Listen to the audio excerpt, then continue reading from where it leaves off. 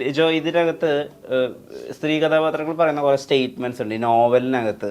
അത് ഭയങ്കര സ്ട്രൈക്കിംഗ് ആയിട്ടുള്ള കുറേ സ്ഥലങ്ങളിൽ അത് വരുന്നുണ്ട്. ഇപ്പം ഈ വ്യവസ്ഥയൊക്കെ ഒരു അവസ്ഥ വരെയുള്ളൂ അച്ഛ എന്നൊക്കെ പറയുന്ന ഈ ചില ക്യാരക്ടർ സ്റ്റെഫിയുടെ അമ്മ പറയുന്നൊക്കെ സെന്റൻസുകൾ ഭയങ്കര ഇമ്പോർട്ടൻ്റാണ്. ഈ അങ്ങനത്തെ ആ പഞ്ച് ലൈൻസ് പൊന്മാനിൽ വളരെ സ്ട്രൈക്കിംഗ് ആയിട്ട് തോന്നിയോ? ഉണ്ട്, അങ്ങനത്തെ കുറേ മൊമെന്റ്സ് ഉണ്ട്.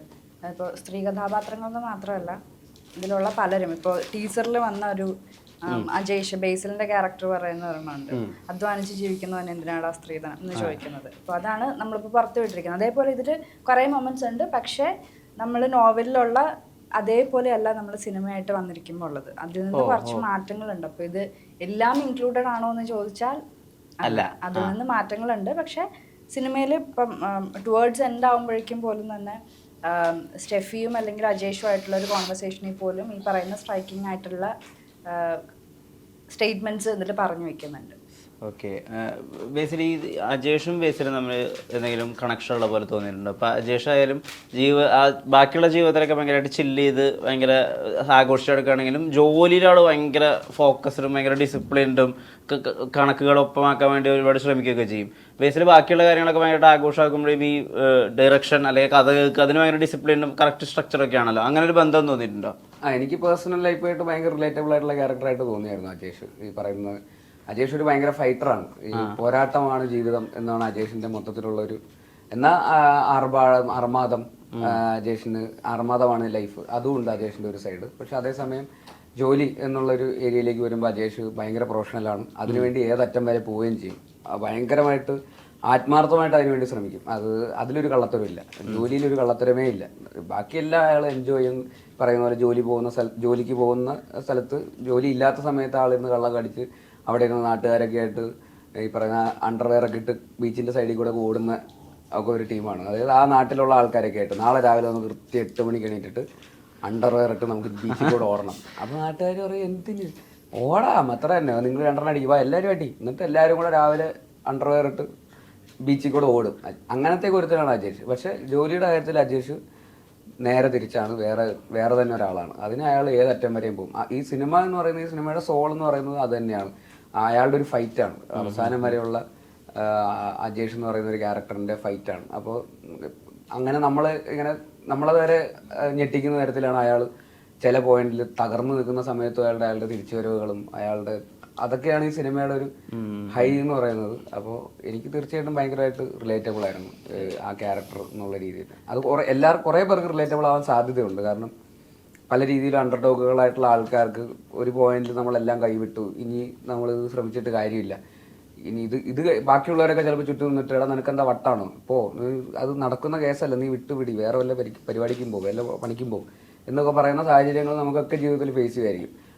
അതിൽ നിന്നും മറികടന്ന് അതിൻ്റെ അപ്പുറത്തേക്ക് ഫൈറ്റ് ചെയ്ത് വിജയിക്കുന്ന ആൾക്കാരുണ്ടാവുമല്ലോ. അങ്ങനത്തെ ഒരാളാണ് അജേഷ്. ആ ഫൈറ്റാണ്. അപ്പോൾ അത് ഒരുപാട് പേർക്ക് ഇൻസ്പയറിംഗ് ആയിരിക്കും, ഒരുപാട് പേർക്ക് പുതിയൊരു ഊർജ്ജം കൊടുക്കുമായിരിക്കും ഭയങ്കരമായിട്ട്. അതായത് സാധാരണക്കാർ എന്ന് പറയുന്നത് എപ്പോഴും സിനിമയിലെ നായകൻ എപ്പോഴും വില്ലനെ ഇടിച്ചിട്ട് ഹീറോയിസം കാണിച്ചുകൊണ്ടിരിക്കുന്ന നായകനാവണമെന്നില്ല. നമ്മളെപ്പോലുള്ള നായകന്മാരുണ്ടാവുമല്ലോ, സിറ്റുവേഷൻ അവന് ഒട്ടും ഫേവറബിൾ ആയിരിക്കില്ല ഒരു തരത്തിലും. അപ്പം അങ്ങനത്തെ ഒരു നായകനാണ്, അങ്ങനെ ഒരു അണ്ടർഡോഗ് റിലേറ്റബിൾ കോമൺ മാൻ. അവൻ്റെ ഒരു ജേണിയാണ് ഫൈറ്റ്.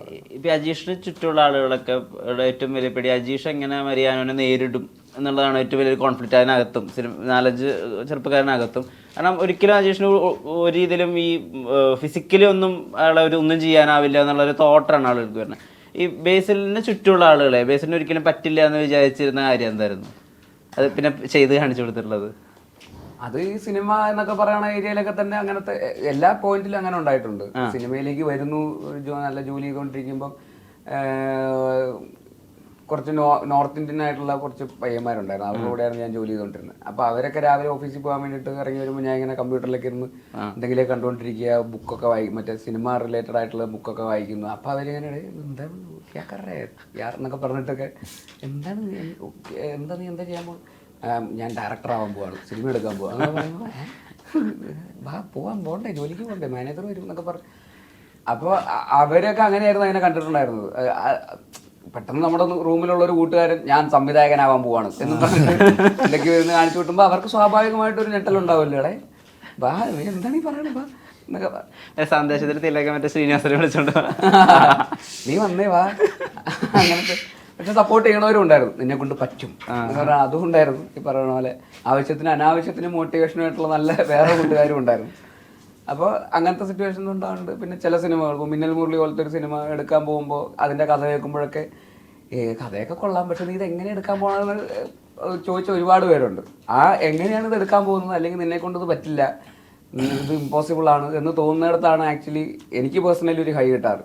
അത് ചെയ്ത് കാണിച്ചു കൊടുക്കണം. അപ്പോഴാണ് ആക്ച്വലി അതാണല്ലോ എളുപ്പമുള്ള ഒരു കാര്യം ചെയ്യാന്നുള്ളതിൻ്റെ അപ്പുറത്തേക്ക് എല്ലാവരും സംശയത്തോടെ നോക്കുന്ന, അല്ലെങ്കിൽ ചെയ്യാൻ പറ്റില്ല എന്ന് തോന്നുന്നൊരു കാര്യം. അത് സിനിമയിലാണെങ്കിലും നമുക്ക് ചെയ്യാൻ പറ്റില്ല എന്ന് തോന്നുന്നൊരു സീൻ എടുക്കുക എന്നുള്ളതാണല്ലോ അതിൻ്റെ കുറച്ചുകൂടെ ഒരു എക്സൈറ്റ്മെന്റ്. അതെനിക്ക് പേഴ്സണലി അങ്ങനെ ഉണ്ടാകാറുണ്ട്. ഈ ഓരോ സിനിമയിലും ഓരോ രൂപം ശരീരം മാറ്റി ഇതൊരു ഭയങ്കര ബാധ്യതയാവുന്നുണ്ടോ?